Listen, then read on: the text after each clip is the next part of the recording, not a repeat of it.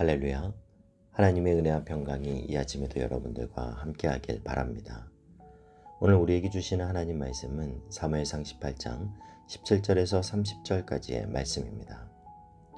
사울이 다윗에게 이르되 내 맏딸 메랍을 내게 아내로 주리니 오직 너는 나를 위하여 용기를 내어 여호와의 싸움을 싸우라 하니 이는 그가 생각하기를 내 손을 그에게 대지 않고 블레셋 사람들의 손을 그에게 대게 하리라 함이라. 다윗이 사울에게 이르되 내가 누구며 이스라엘 중에 내 친속이나 내 아버지의 집이 무엇이기에 내가 왕의 사위가 되리이까 하였더니 사울의 딸 메랍을 다윗에게 줄 시기에 무올라 사람 아드리엘에게 아내로 주었더라. 사울의 딸 미갈이 다윗을 사랑하매 어떤 사람이 사울에게 알린지라. 사울이 그 일을 좋게 여겨 스스로 이르되 내가 딸을 그에게 주어서 그에게 올무가 되게 하고 블레셋 사람들의 손으로 그를 치게 하리라 하고 이에 사울이 다윗에게 이르되 내가 오늘 다시 내 사위가 되리라 하니라. 사울이 그의 신하들에게 명령하되 너희는 다윗에게 비밀히 말하여 이르기를 보라 왕이 너를 기뻐하시고 모든 신하도 너를 사랑하나니 그런즉 내가 왕의 사위가 되는 것이 가하니라 하라. 사울의 신하들이 이 말을 다윗의 귀에 전하매 다윗이 이르되 왕의 사위 되는 것을 너희가 작은 일로 보느냐 나는 가난하고 천한 사람이라 한지라. 사울의 신하들이 사울에게 말하여 이르되 다윗이 이러이러하게 말하더이다 하니 사울이 이르되 너희는 다윗에게 이같이 말하기를 왕이 아무것도 원하지 아니하고 다만 왕의 원수의 보복으로 블레셋 사람들의 표피 100개를 원하신다 하라 하였으니 이는 사울의 생각에 다윗을 블레셋 사람들의 손에 죽게 하리라 함이라. 사울의 신하들이 이 말을 다윗에게 하려매 다윗이 왕의 사위 되는 것을 좋게 여김으로 결혼할 날이 차기 전에 다윗이 일어나서 그의 부하들과 함께 가서 블레셋 사람 200명을 죽이고 그들의 표피를 가져다가 수대로 왕께 드려 왕의 사위가 되고자 하니 사울이 그의 딸 미갈을 다윗에게 아내로 주었더라.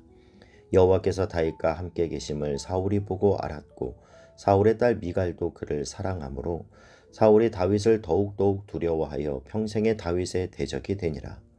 블레셋 사람들의 방백들이 싸우러 나오면 그들이 나올 때마다 다윗이 사울의 모든 신하보다 더 지혜롭게 행하매 이에 그의 이름이 심히 귀하게 되니라. 아멘. 다윗이 골리앗을 물리친 이후의 여인들은 사울은 천천히요 다윗은 만만이라 외치죠. 이런 노랫소리가 다윗에게는 참 축복으로 들려왔겠지만 그러나 하나님의 영이 떠난 사울에게는 시기와 질투심, 비교의식에 완전히 사로잡히는 계기가 됩니다. 그래서 급기야는 다윗을 죽이고자까지 하죠. 그래서 사울은 창을 2번씩이나 다윗에게 던지는 사건이 있었는데 하나님이 다윗을 보호해 주셔서 그를 지켜주셨습니다. 그런데 사울이 또 다윗을 죽이려는 또 다른 계책을 꾸미는데요. 17절 말씀을 보면요. 사울이 다윗에게 이르되 내 맏딸 메랍을 내게 아내로 주리니 오직 너는 나를 위하여 용기를 내어 여호와의 싸움을 싸우라 하니 이는 그가 생각하기를 내 손을 그에게 대지 않고 블레셋 사람들의 손을 그에게 대게 하리라 함이라. 여러분, 사울의 이 말은 사울이 어떤 인물인지 너무나 잘 드러내주는 말입니다. 여호와의 싸움을 싸우라 이렇게 말했으면 오직 하나님의 영광을 위해서 싸우라 이렇게 말해야 자연스러운데 사울은 뭐라고 말합니까? 오직 나를 위하여 용기를 내어. 이런 사울의 말을 보면서 그는 겉으로는 하나님 운운하면서도 속셈은 자기만을 위하는 인물이라는 것을 알 수 있습니다. 그러면서 사울은 어떤 계책을 펴니까? 다윗에게 내가 내 사위가 되라 말하면서 전쟁터에 보내서는 결국은 간접살인을 하고자 하는 거죠. 다윗을 자기 손을 대지 않고 죽이려고 음모를 꾸미는 모습이요. 여러분, 아무리 입술에 여호와라는 경건한 용어를 쓴다고 해서 그 사람이 다 경건한 것은 아닙니다. 마태복음 7장 21절의 말씀처럼 나더러 주여 주여 하는 자마다 천국에 들어갈 것이 아니요 다만 하늘에 계신 내 아버지의 뜻대로 행하는 자라야 들어가리라 말씀합니다. 오늘도 경건의 모양과 경건의 입술은 있지만 속으로는 자신의 입속을 챙기는 인생이 있다라는 거예요. 여러분, 그걸 하나님이 모르실까요? 다 아시죠? 어떤 인생이 복된 인생인가? 언제나 하나님과 사람들 앞에 진실한 인생, 겸손한 인생, 하나님과 동행하는 인생인 줄 믿습니다. 그런데 이런 사울의 모습을 보면서 무슨 생각이 드냐면요. 훗날 다윗이 왕이 된 후에 밧세바를 범하지 않습니까? 그리고 밧세바의 남편인 우리아를 최전방에 보내서 그 역시 간접살인을 하게 됩니다. 아마 다윗이 이때 사울에게 배운 게 아닌가 싶습니다. 다윗이 생각하기를 사울이 자기를 전쟁터에 보내서 죽이려고 하는구나. 하나님의 지혜가 있던 다윗이 모를 리가 없죠. 그런데 다윗은 하나님의 영이 떠나자 사무엘하 11장에 가면 밧세바의 남편 우리아를 전쟁터 최전방에 보내서 죽이는 파렴치한 인간으로 다윗마저도 그렇게 전락하고 맙니다. 그렇기 때문에 우리는 하나님의 영이 떠난 자의 모습을 보며 오늘도 기도해야 해요. 하나님, 내가 오늘도 하나님의 영, 성령으로 충만한 자 되게 하여 주시옵소서. 언제나 성령의 인도함을 받아 진리 가운데 행하는 자가 되게 하여 주시옵소서. 저와 여러분의 기도가 되시기를 바랍니다. 사울의 제안에 다윗이 18절에서 이렇게 말합니다. 다윗이 사울에게 이르되 내가 누구며 이스라엘 중에 내 족속이나 내 아버지의 집이 무엇이기에 내가 왕의 사이가 되리까 하였더니 사울은 자신의 딴을 이용해 교활한 방법으로 다윗을 죽이려고 계획하고 있는 것과는 대조적으로 다윗은 제가 무슨 왕의 사이가 될 자격이 있겠습니까? 하며 너무나 겸손하게 자기를 낮추고 있는 모습을 보세요. 인간적으로 생각해보면 다윗이 스스로를 높인다고 해도 아무도 뭐라고 할 사람이 없습니다. 왜 그렇습니까? 어린 소년으로 골리앗을 물리쳤죠. 사울에게 있던 악신을 수금을 타면서 쫓아냈죠. 그러면서 모든 백성들의 칭송을 받고 가는 곳마다 전쟁에서 지혜롭게 승리를 하던 다윗이었어요. 하나님도 그를 존귀하게 여겼지만 사람들도 그를 존귀히 여겼습니다. 그러면 보통 사람 같으면 나 말고 왕의 사이가 될 사람이 또 누가 있겠는가 우쭐대고 교만해지기 쉬운 상황입니다. 그러나 다윗은 자신의 삶에서 지금이 최고의 승승가도를 달리는 상황임에도 불구하고 내가 누구며 이스라엘 중에 내 아버지 집이 무엇이기에 내가 왕의 사이가 되겠습니까? 한창 환경적으로 주변적으로 높아질 때 오히려 자기를 낮추는 이 다윗의 모습은 진정한 하나님의 사람은 어떤 모습이어야 되는지 우리에게 너무도 잘 보여줍니다. 여러분, 지금 평안한 때를 보내고 계십니까? 하는 일도 잘 되고 자녀들도 기도한 대로 형통하고 건강도 이 정도면 크게 문제가 없고 여러분, 주님의 이름으로 권합니다. 선줄로 생각하는 자는 넘어질까 조심하라. 이 말씀이 여러분의 신비에 깊이 새겨질 수 있기를 바랍니다.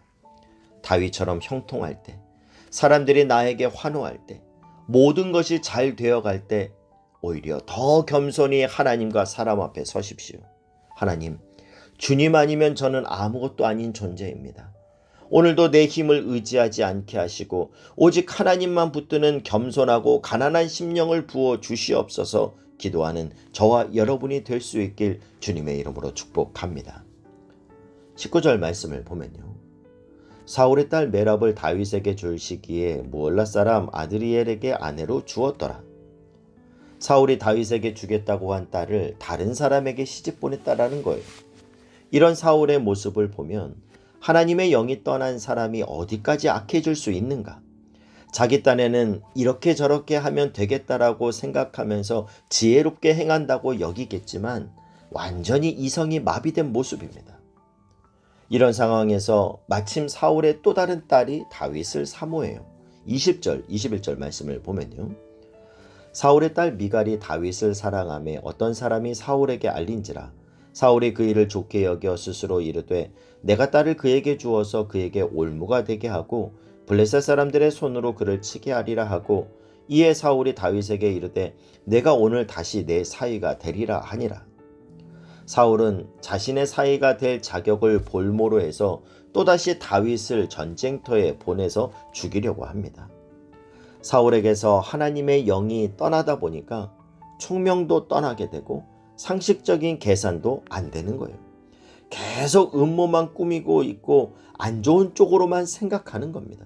여러분, 오늘 누구를 만나든 또 무슨 이야기를 하든 좋은 쪽으로 생각하시고 되는 쪽으로 생각하시고 그 사람에게 덕이 되는 말, 감동이 되는 인생이 되시길 축복합니다. 항상 생각하는 것이 부정적인 생각, 안 되는 쪽으로, 나쁜 쪽으로 생각하면 자신의 인생도 그렇게 기울어질 수밖에 없습니다. 하나님의 영이 떠난 인생은 자신은 지혜를 낸다고 하지만 그 모든 것이 헛똑똑밖에 안 된다라는 거예요. 사울은 계속해서 자신이 똑똑한 지혜를 냈다고 여기며 22절에서 또 이렇게 이야기합니다. 사울이 그의 신하들에게 명령하되 너희는 다윗에게 비밀히 말하여 이르기를 보라 왕이 너를 기뻐하시고 모든 신하들도 너를 사랑하나니 그런즉 내가 왕의 사이 되는 것이 가하니라 하라. 그리고 23절에도 보면요. 사울의 신하들이 이 말을 다윗의 귀에 전하매 다윗이 이르되 왕의 사이 되는 것을 너희가 작은 일로 보느냐 나는 가난하고 천한 사람이라 한지라. 이렇게 또 왕의 사이가 되라고 이야기하는데도 다윗은 계속해서 내가 왕의 사이가 되는 것이 얼마나 크게 중한 일인 줄 너희가 아느냐. 나 같은 가난하고 천한 사람이 어떻게 왕의 사이가 되겠느냐. 끝까지 겸손의 태도로 자신을 낮춥니다. 하나님은 오늘도 겸손한 사람을 높이시는 줄 믿습니다. 여러분, 정말 성숙한 사람은 다른 사람을 배려할 줄 알고 다른 사람을 존귀히 여길 줄 알고 자기는 한없이 낮추는 사람입니다. 우리가 그런 사람을 만나게 되면 그를 자주 만나고 싶은 거예요. 그런 사람은 만나기만 하면 마음이 따뜻해져요.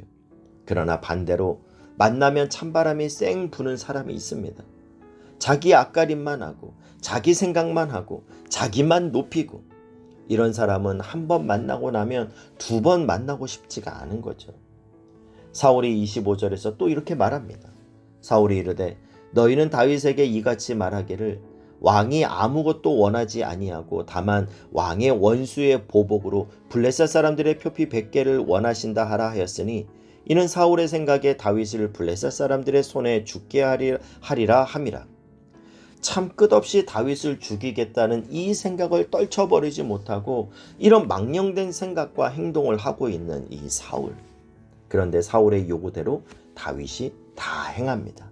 그리고 마침내 28절 29절에 보면 여호와께서 다윗과 함께 계심을 사울이 보고 알았고 사울의 딸 미갈도 그를 사랑하므로 사울이 다윗을 더욱더욱 두려워하여 평생의 다윗의 대적이 되니라. 사울도 하나님이 다윗과 함께 계신다라는 걸 인정하게 됐어요. 그러면 사울이 어떻게 해야 됩니까? 자신을 성찰하고 다윗에게 임한 하나님의 영광을 자신도 누리기를 소원하며 하나님의 사람에게 더 가까이 가는 게 크게 당연한 모습 아닙니까? 그러나 이미 악령에 지배당한 사울은 끝끝내 돌이키지 않습니다. 여러분, 회개할 때가 있습니다. 그때를 놓치면 더 이상 회개하지 못할 때가 옵니다. 오늘도 사울과 같이 미움의 영, 질투의 영, 시기의 영에 사로잡혀 사는 인생이 아니라 다윗처럼 어떤 위치에서도 자신을 낮추면서 겸손할 줄 알고 언제나 하나님의 지혜를 구하며 살아가시길 바랍니다. 그럴 때 30절 끝에 보이는 그 말씀처럼 그의 이름이 심히 귀하게 되니라. 내가 나를 높이는 것이 아니라 하나님이 나를 높여주는 그런 존귀한 인생을 사는 저와 여러분 되시길 주님의 이름으로 축복합니다. 기도하겠습니다. 사랑하는 하나님, 하나님의 영이 떠난 인생과 하나님의 영으로 충만한 인생의 단면을 봅니다. 오늘 이 아침에도 나에게 성령의 충만함을 주시고 내가 나를 높이는 인생이 아니라 하나님이 나를 높여주시는 그런 존귀한 인생을 살게 하여 주옵소서. 예수님의 이름으로 기도하옵나이다. 아멘.